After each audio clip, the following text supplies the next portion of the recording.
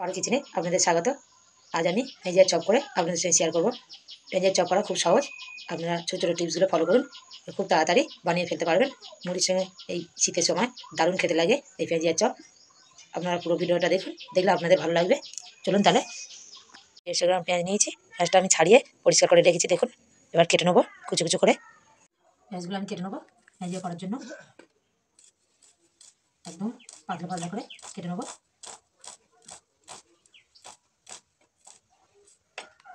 এই দেখুন, একদম পাতলা পাতলা করে কেটে নিয়েছি আমি ভেজিয়া করার জন্য। আমার কাটা হয়ে গেছে। আমি লঙ্কা কুচিটা দিয়ে দেবো, আপনারা যেরকম ঝাল খাবে সেরকমই দেবেন। ধনে পাতা কুচিটা আমি দিয়ে দেবো, স্বাদ মতো লবণ আর লঙ্কার গুঁড়ো। আমি হলুদ দিলাম আর কাশ্মীরি লঙ্কার গুঁড়ো কালার হওয়ার জন্যে দিয়ে দিলাম। আর জোনটা দেবো, জোনটা আপনারা একটু হাতে বুলিয়ে দেবেন, ফ্লেভারটা খুব সুন্দর আসবে। যে কোনো চপে একটুখানি জোন দিলে খেতে ভালো লাগে। আমি 2 চামচ বেসন দেবো, বেসনটা বেশি দেবো না, বেশি দিলে ভালো হবে না। এই যেটা কর্নফ্লাওয়ার দিচ্ছি যাতে মুচমুচে হওয়ার জন্য। সব শুকনো উপকরণগুলো ভালো করে মাখিয়ে নেবো, মানে মিক্সড করে নেবো। আর এই পেঁয়াজিয়া করার জন্য কোনো জলের প্রয়োজন নেই, যেহেতু লবণ দেওয়া আছে।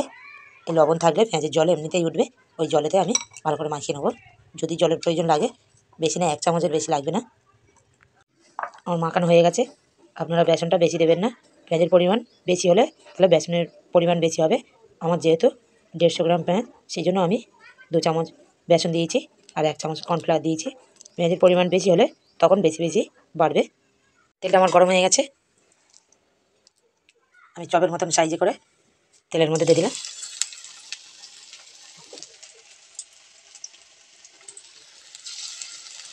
পেঁয়াজের চপটা আমার 1 পিঠ ভাজা হয়ে গেছে, আর 1 পিঠ আমি উল্টে দেবো।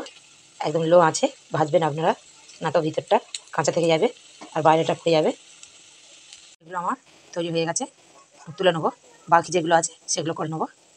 বাকি যেগুলো আছে সেগুলো আমি ওরকম চপে চেপে করে দিয়ে দেবো।